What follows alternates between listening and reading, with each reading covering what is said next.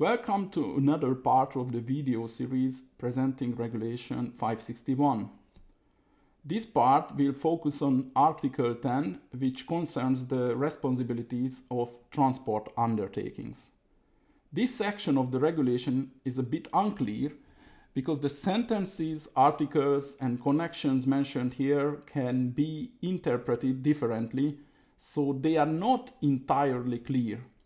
Unfortunately, the Trace 2 document, which serves to explain and present Regulation 561, does not provide much clarification on Article 10 either. If you take a look, Article 10 is included in the Trace 2 explanatory document. Here is the end of the quote, and this explanation discusses infringements and roadside checks, but that's it, no more.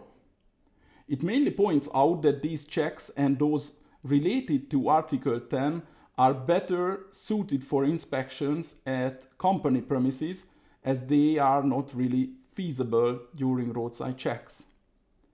But let's examine what it says, and I think we can better understand it if we go through the paragraphs one by one. These are important sections, by the way, as a transport company can get into serious trouble during an on-site inspection if they do not pay attention to these. Let's see what needs attention. A transport undertaking shall not give drivers it employs or who are put at its disposal any payment, even in the form of a bonus or wage supplement related to distances traveled, the speed of delivery, and or the amount of goods carried. Now, if I were to stop the sentence here, it would be a very straightforward instruction and rule. Continuing the sentence, if that payment is of such a kind as to endanger road safety and or encourages infringement of this regulation. What does this mean? It means that I, as a company, cannot give any kind of payment related to distance covered, the speed of delivery, or the quantity of goods transported. It cannot be a reward, a bonus, a wage supplement, nothing of the sort. Then comes the second part of the sentence, if that payment is such that it endangers road safety and or encourages infringement of this regulation. Now if I tell the driver, okay, I will give you part of your salary or a bonus or reward or something else, but I also instruct them not to break the rules, then does this endanger road safety or not? Does it encourage violating the regulation or not? Clearly, there is a limit. No driver wants to risk their license or their money, so for me, this isn't entirely clear. But if anyone interprets it differently, please leave a comment about when the second part of the sentence would apply. When would I endanger road safety? Well, if I break the rule and overdrive, why do I want to overdrive? Because I will get more money. In such a case, that's an incentive and a danger. But if no one ever breaks the rules, then what? So I think this part of the regulation is a bit unclear. But let's move on because there are still a few more paragraphs. A transport undertaking shall organize the work of drivers referred to in paragraph 1 in such a way that the drivers are able to comply with the regulation 3821/85 and chapter 2 of this regulation. Quick note, this EEC regulation is no longer in force. Regulation 165 from 2014 repealed it. This one.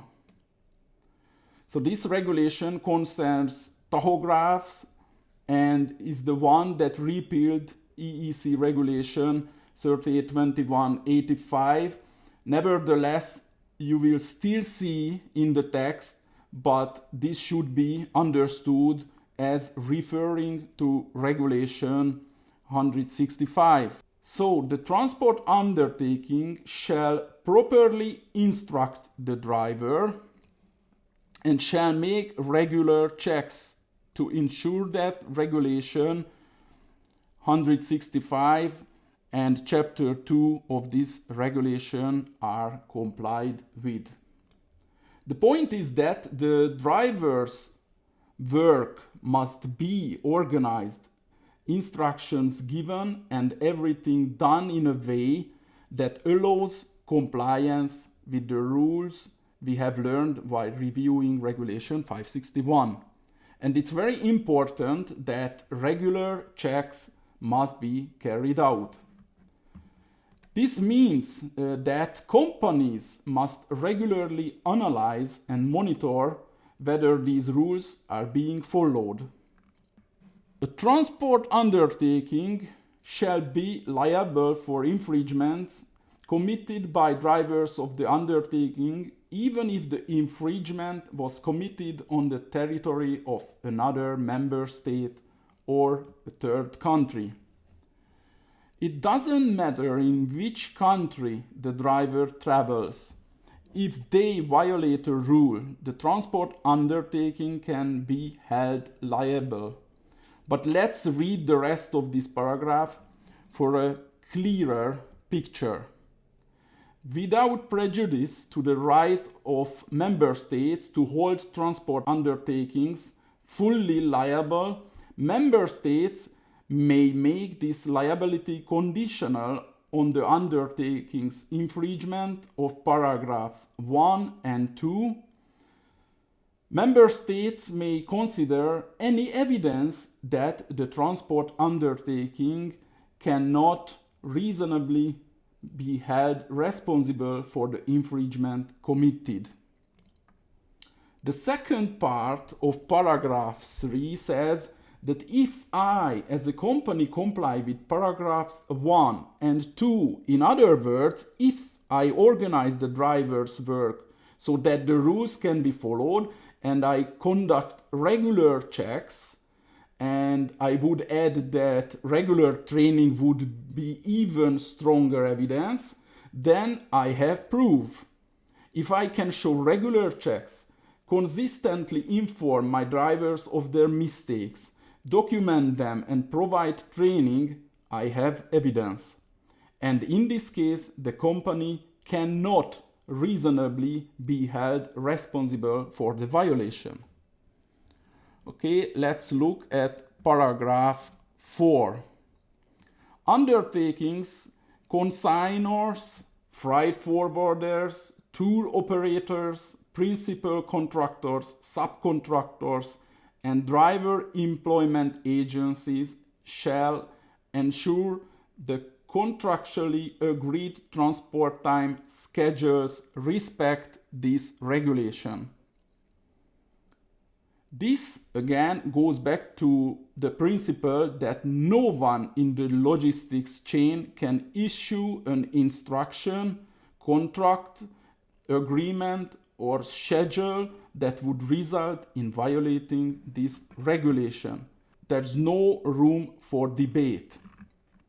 A transport undertaking which uses vehicles that are fitted with recording equipment complying with Annex 1B of Regulation 3821/85 and that fall within the scope of this regulation shall ensure that all data are downloaded from the vehicle unit and the driver card as regularly as is stipulated by the member state, and that relevant data are downloaded more frequently so as to ensure that all data concerning activities undertaken by or for that undertaking are downloaded.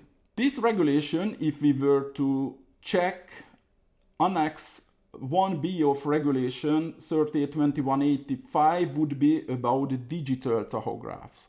So this concerns digital tachographs and driver cards and the responsibility to download the data regularly.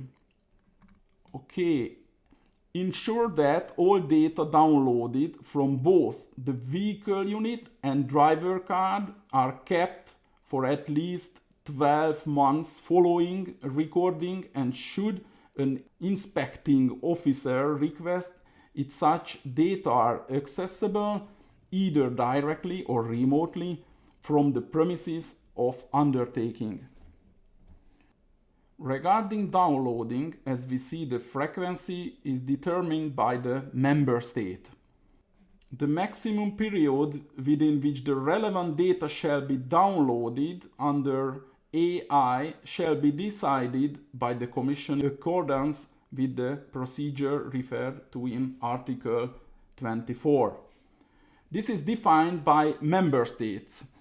Here in Hungary, a regulation specifies that for a driver employed by the company, data from the driver card must be downloaded at least once every 28 days. And data from the vehicle's digital tachograph must be downloaded at least once every 90 days, provided the card or device was used during the period. Most member states likely have similar timeframes. Alright, so you can see we have reached Article 11, which will be a story for another time. I think we will wrap up today's video here with the topic of transport company responsibilities. If you are interested in these videos and the topic, don't want to miss out, then subscribe to the channel. And if you liked it, give it a like, or if you think someone else might find it useful, share the video. If you have questions, leave a comment, and if you simply listen through, thank you and see you in the next video. Bye.